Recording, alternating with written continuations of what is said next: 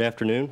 Today we'll be announcing the results of the public-private competition for the Propulsion business area at the San Antonio Air Logistics Center.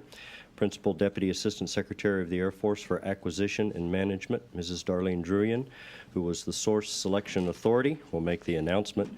Accompanying Mrs. Druyun today are the co-chairs of the Source Selection Advisory Council, Major General Michael Zettler, Air Force Director of Maintenance and the Deputy Chief of Staff for Installation and Logistics, and Mr. Tim Bylan, Associate Deputy Assistant Secretary of the Air Force for Contracting. Also answering questions today following the announcement is Colonel Darrell Scott, Director of Contracting at the San Antonio Air Logistics Center. And following Mrs. Druyun's statement, General Robert T. Marsh, U.S. Air Force retired, on behalf of 3 independent advisors, will make a brief statement. With her team, Mrs. Druyun will take questions following the announcement, and she'll be repeating each of the questions because all of our depots are online and they're listening to the press conference. Mrs. Druyun.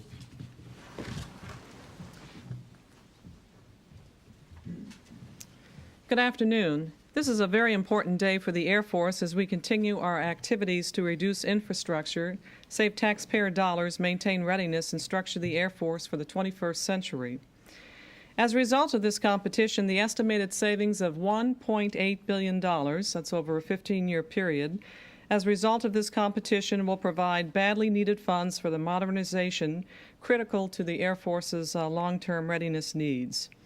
The 1995 Defense Base Closure and Realignment Commission recommended that Kelly Air Force Base, Texas, and the co-located San Antonio Air Logistics Center be realigned. Further, the Commission recommended consolidation of the Air Logistics Center workloads to other DoD depots or to private sector commercial activities. Congress and the President approved their recommendations. To this end, the Air Force conducted a public-private depot competition for the Propulsion business area, Workload. We commonly refer to it as the PBA. This effort began in August 1996 in accordance with all DoD and Air Force guidance and policies, as well as the fiscal year 98 National Defense Authorization Act. The purpose of this competition was to determine the best value source of repair for the workload. We worked with industry, the independent advisors, the depots, the local communities, and others in the Department of Defense. We assured a level playing field that gave each participant an equal chance to win this competition. The source selection team painstakingly analyzed each proposal, and I have the utmost confidence our processes were fair and equitable. I would like to personally thank each member of the Source Selection Advisory Council, co-chaired by General Zettler and Mr. Bylan, and especially the evaluation teams for their hard work on this important task. And I have to tell you, they burned the midnight oil many nights in a row. This competition is the largest single competitively awarded repair and overhaul effort in Air Force history. The Propulsion business area workload consists of repair and overhaul of the T-56 and TF-39 engines, the F-100 workload consisting of F-100 non-core engine modules, controls, and accessories, as well as airframe accessories. Also, 2-level maintenance of the TF-39 and T-56 engines. Today, the majority of this complex workload is performed at the San Antonio Air Logistics Center in 29 buildings using approximately 1.8 million square feet of industrial space, as well as overflow contracts to qualified sources. This was our 3rd public-private competition for the Air Force in the last 2 years. We received 2 excellent offers, one from Oklahoma City Air Logistics Center with Lockheed Martin as the principal subcontractor, teamed with Woodward Governor, Standard Aero Limited, and Chromalloy Gas Turbine Corporation. And the other offer was from Pratt & Whitney San Antonio Engine Services with major subcontractors being Allied Signal, Allison Rolls-Royce, Standard Aero Limited, General Electric, and Caterpillar Logistics. Clearly, both offers submitted innovative, well-crafted proposals that made my job as the source selection authority absolutely the most challenging as any I have ever had in this business, and I have to say I've done well over 200 source selections in my career. As the source selection authority, I determined that Pratt & Whitney San Antonio Engines provides a very competitive proposal that could meet the needs of the Air Force. I carefully considered the competitive proposal of the Oklahoma City Air Logistics Center with its public-private teammate, its private teammate being Lockheed, and I determined that it too will meet the needs of the United States Air Force. Based on all of my deliberations and analysis, I have selected the Oklahoma City Air Logistics Center as the winning offerer. Oak City will do the F-100 workload and the fuel accessories work at Tinker Air Force Base. The majority of the remaining work will be primarily performed by the Lockheed Martin Kelly Aircraft Corporation and their major subcontractors at the closing San Antonio Air Logistics facilities and elsewhere. Transition activities will begin immediately. Oak City Air Logistics Center's offer, including Lockheed Martin's proposal, identified a total personnel requirement for this effort of about 2,900 people. And they will be drawn from both qualified San Antonio personnel as well as other sources. Approximately 1,500 jobs will be gained in Oklahoma City, while approximately 1,400 jobs will remain in San Antonio. Again, this award will result in a savings of $1.8 billion over a 15-year period. The contract value for the full 15 years of performance is $10.2 billion. As I said before, we have worked closely with many parties on this very complex source selection. I think it's important that I invite General Marsh, who was one of our independent advisors, to make a very brief statement about this source selection. As he walks up, I would like to thank all of the folks at Kelly Air Force Base for their tremendous effort in this helping us work through this competition. And we will continue to work with the Greater Kelly Development Corporation as well as with the employees at San Antonio Air Logistics Center to help them find jobs, hopefully within the Air Force or within the private sector. Thank you. General Marsh. Thank you, Mrs. Druyun, and good afternoon, all. I'm General Tom Marsh. I was one of the 3 independent advisors to Mrs. Druyun on this source selection, and our task was to help assure that every effort was exerted to achieve that level playing field that she alluded to throughout the selection process, and that the established source selection procedures were strictly adhered to. As you've heard, today does culminate a very long and arduous effort to determine how best to accomplish that engine maintenance and overhaul. And it's one of the largest, most complex source selections of support services in the Department of Defense's history. A competition between the public and the private entities is inherently complicated and helps to explain the extensive time and resources that were expended on this source selection. The team took maximum advantage of the lessons learned from the previous public-private competitions, and I want to assure you that to the extent humanly possible, the playing field of this competition was leveled. There's much uninformed skepticism about our ability to make a fair and equitable comparison of competing government and private sector proposals. Well, let me dispel that. This selection is the result of such a comparison and is based on the extraordinary efforts of the source selection team to address and accommodate every identified concern.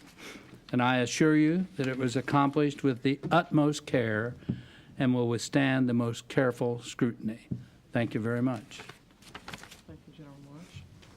Okay, if we could have some questions, and if my teammates, General Zettler, Mr. Byland, and Colonel Scott could join me up here. Yes. Could you explain the rationale for choosing the Tinker location for much of this work if it involves a greater workforce than would have been required for the Pratt & Whitney proposal, and if the Pratt & Whitney proposal would have essentially left everything intact at Kelly? Okay, the basic question, the format around here is we have folks piped in from all the air logistics centers, and I'd like to repeat the question. So the basic question is, could we basically explain why Tinker was chosen, and to, I think, address some of the aspects of the number of people that are going to be hired. Let me address it this way. The way the RFP was structured, any offerer who chose to bid was free to perform that work anywhere where they felt it was best to perform it, where they really had the most competitive options available to them. In this case, Oklahoma City, the winner, actually did a competition. They selected Lockheed Martin to be their teammate. Oklahoma City decided, in working with their teammate, obviously, that they wanted to move the F-100 workload there. We looked at that very carefully and are very confident that that workload will be very smoothly transitioned. The workload that is going to be done down in San Antonio is basically going to be done by Lockheed with some of its teammates, and General Zettler, you might want to point those out. Oklahoma City teammates, as you can see from the public offer chart there, Lockheed Martin. Lockheed Martin will do the C-5 engine, which is the TF-39. And Lockheed Martin has paired up with a Standard Aero Limited to do the T-56, and those two engines will then be done in San Antonio. They also have the TF-39 components and fuel accessories, which will be done by Woodward Governor in San Antonio. And then Chromalloy is paired there to work some of the TF-39 C-5 engines. Components, and Chromalloy, of course, is also a major repair facility for blades and vanes for many different engines. So they put together a very attractive proposal with the sense of their teaming partners to do this work. And their decision then to move the F-100 workload best fit into their business strategies. While there are a significant number of people that move to Oklahoma City, there's nearly the same number of jobs that remain in place at San Antonio. And if I might add, in looking at the Pratt & Whitney proposal, the other competitor, basically in Pratt's proposal, they were going to perform about 50% of the workload physically at San Antonio. The other 50% of the workload, as you could see from its various teammates, General Electric, Allied Signal, Standard Aero, that was going to, the other half of the workload was basically going to be farmed out to various existing companies to pick up that workload.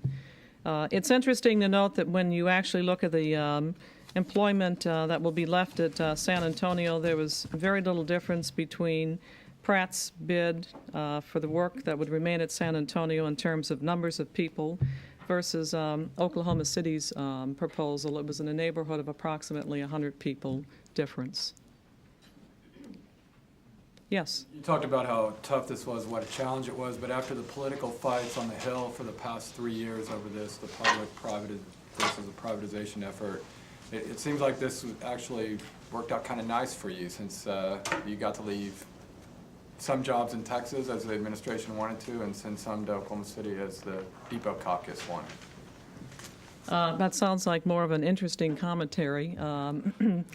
The comment basically says that it's, in essence, seems to have worked out well that the folks at the Kelly Air Force Base facility, when it actually closes, seem to make out very well in terms of employment opportunities. I guess I want to emphasize that we were very careful the way we structured that RFP so that we would give no preference to where that work was performed. It was strictly up to each of the competing teams to come in and propose where they best felt they could do that work and do it very competitively and give us an excellent price. Yes? How many people are now employed at the San Antonio facility? Question is, how many people are employed at the San Antonio facility? And I'm going to ask Colonel Scott, since you work there, if you would answer that. Right now, there are about 3,000 people employed in the PBA at San Antonio. So as you see, there's not very much difference in overall employment, but that 3,000 doesn't count subcontractors and contract field team personnel who come in. Overall, there's probably another 300 contractor field teams, and then there are the subcontract activities. So there is some savings or some smaller number of personnel, but overall, it's roughly similar. So how many people would end up losing jobs in this process exactly then? What you indicated here, it looks like 1,400 would stay working in San Antonio, 1,500 would have at least be given the option of going to Oklahoma City, and then you have about 100 people who are not factored into this. The fundamental question is about how many people would we anticipate losing their jobs in the San Antonio area because of the movement of the F-100 workload to Oklahoma City. That's a very good question. When you look at, we're going to leave 1,400 out of 2,900 people behind in San Antonio. They will be employed there, roughly 1,400. But I think the other side of this is this is a great day for Oklahoma City, clearly, and a good day for San Antonio. The industrial capabilities that are left behind for San Antonio Air Logistics Center show the ability to bring in additional work. These are tremendous facilities, and that was considered all the way through our evaluation. If you look at our past public-private competition that put the Boeing work into San Antonio, you can see that that growth there is beginning to, in fact, bring in additional jobs. So we can't tell you how many people will become unemployed from the results of this competition. We can tell you that there's a sizable industrial base for propulsion systems being left behind at Kelly Air Force Base as it turns into an industrial park. And of course, the Air Force will be proactive in working with all of the companies who are at Kelly to help them with this transition.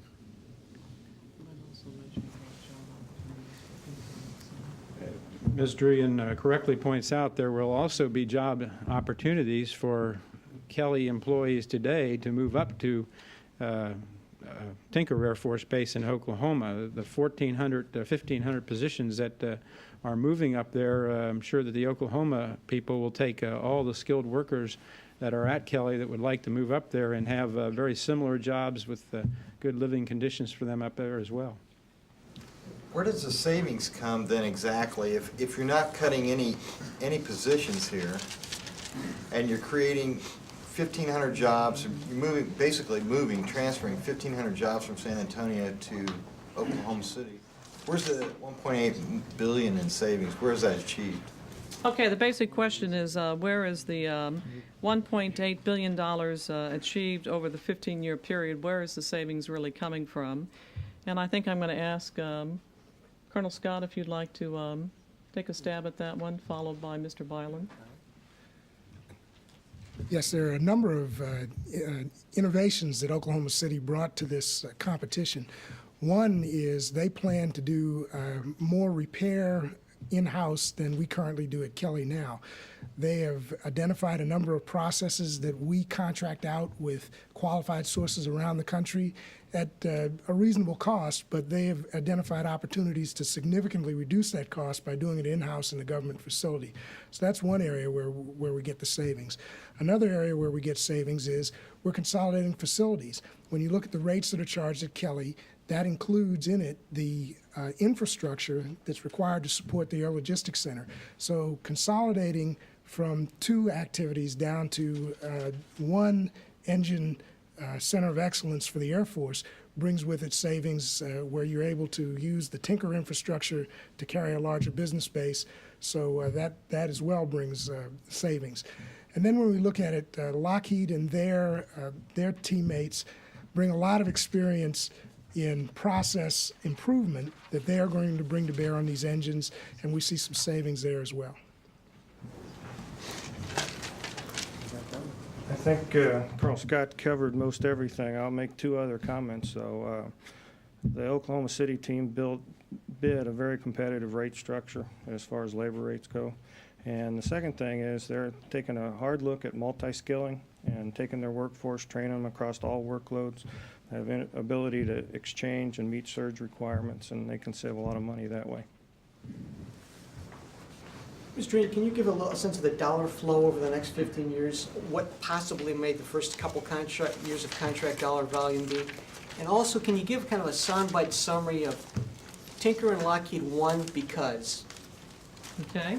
The first question is, what's the dollar flow going to look like over the next couple of years? And can we give a soundbite as to why Tinker basically won this competition to Oklahoma City folks? General Zettler, you want to take a stab at that? And then Mr. Byland. The face value of the contract over the 15 years is about $10.2 billion. The first 5 years, which is essentially the affirmed workload, assuming that the winning offer performs well, is slightly over around $3.5 billion. My soundbite to you is very clear. Both offers provided a very attractive proposal.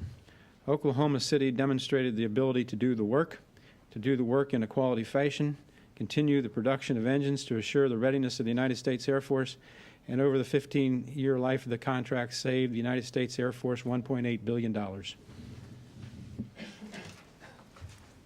guess going second, you don't have much to add.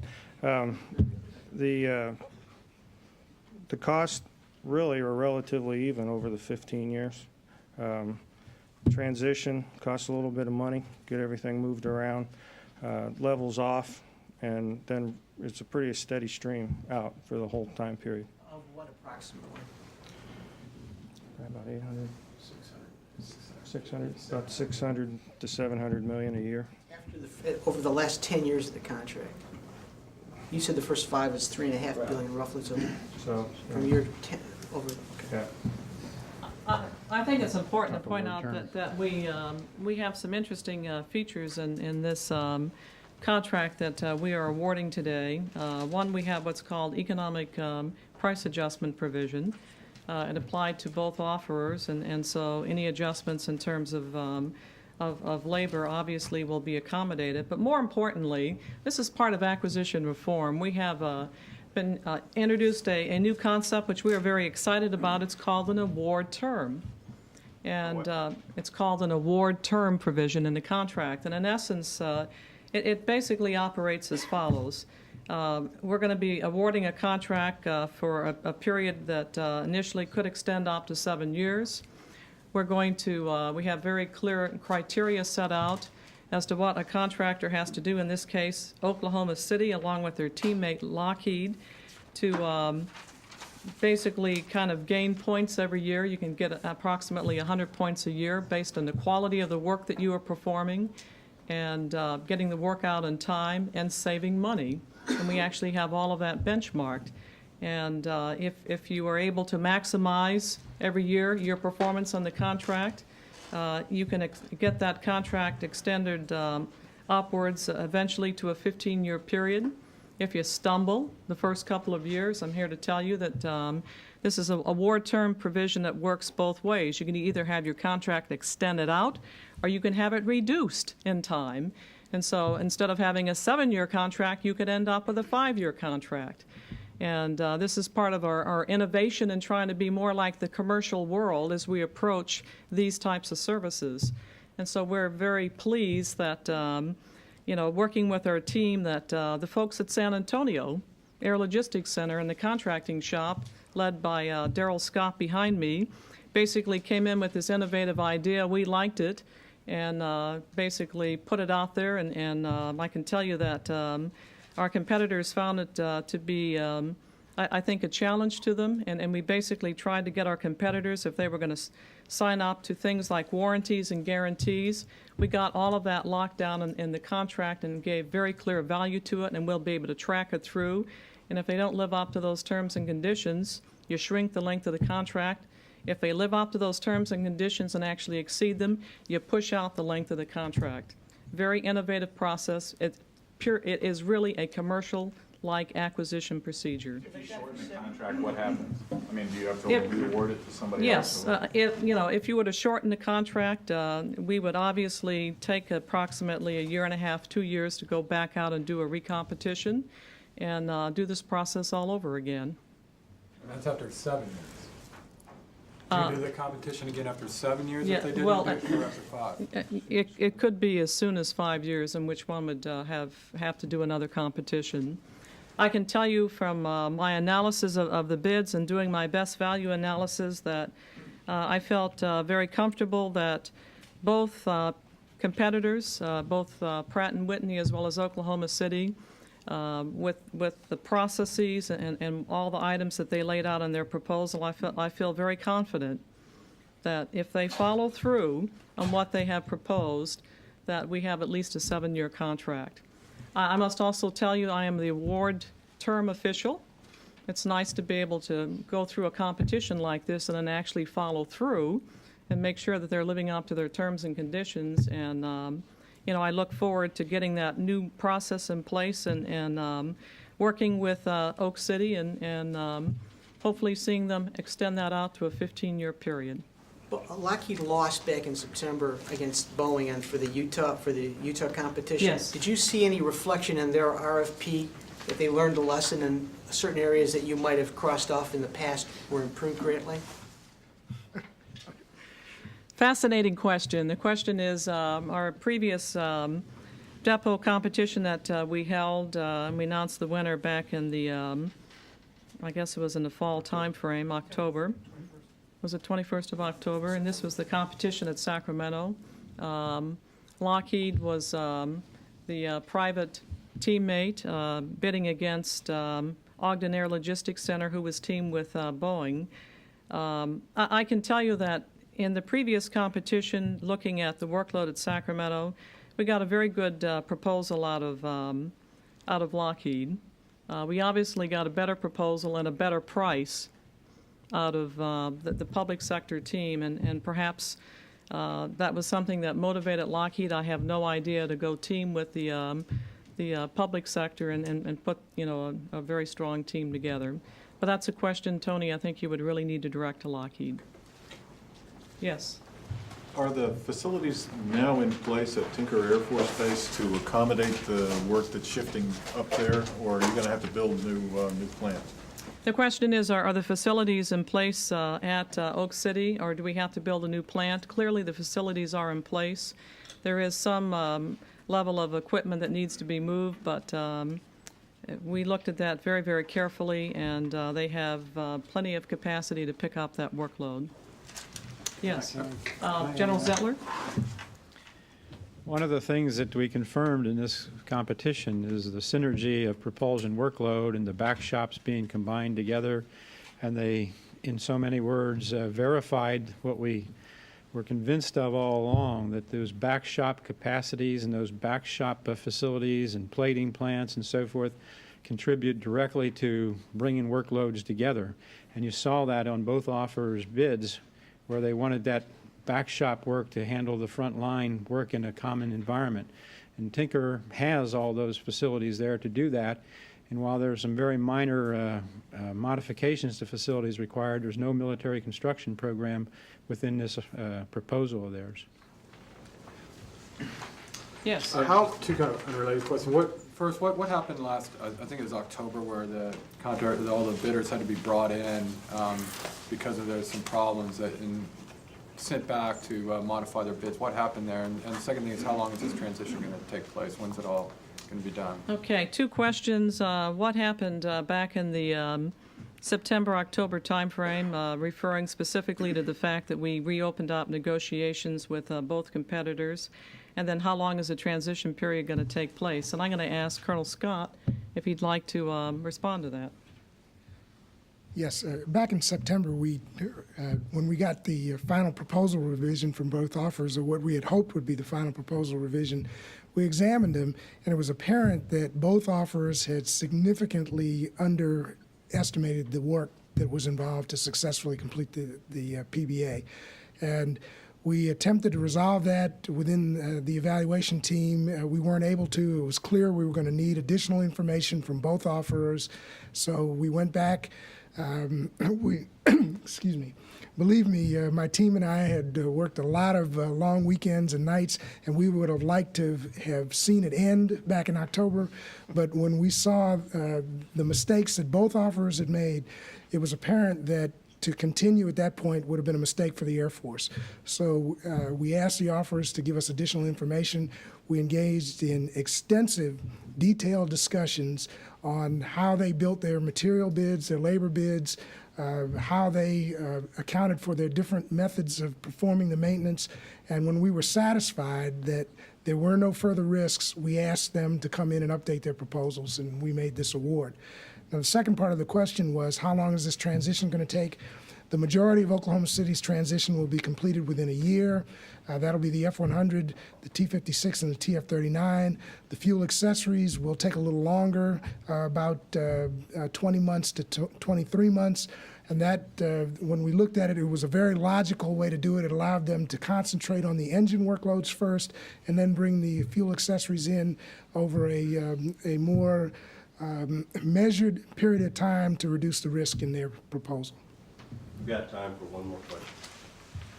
Yes. Does this make sense now? It seems like, sort of on Tony's question, does it seem to make sense now for companies to go in with an air logistics center? In other words, a public, the way it seems to be working now is that the company has to team with the public offer as well now. And secondly, if you can just give us a general estimate, if you can, of the cost differences in the two proposals. Sure. The question is, does it make sense that basically the policy as well as the legislation in place that allows the public sector to team with a private teammate? And secondly, can you give us an estimate of what the real savings are? And I'm going to ask, okay, what the cost differences were. General Zettler, if you'll take the first part, and Mr. Byland the second part.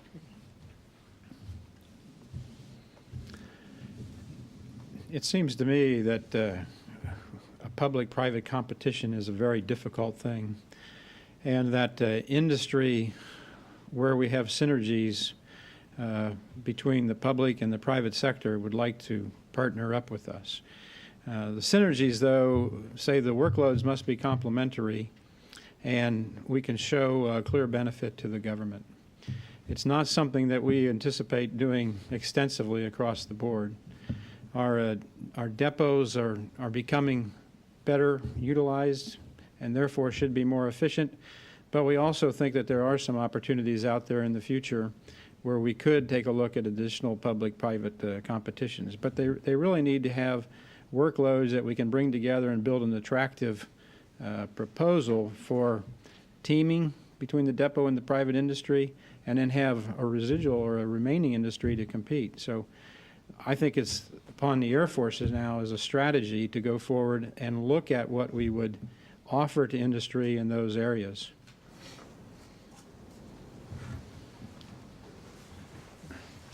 To answer the question about differences in cost, without getting into a long and detailed explanation, Oklahoma City offered several innovative ways of doing the work. Colonel Scott mentioned earlier the qualification of new processes to do in-house.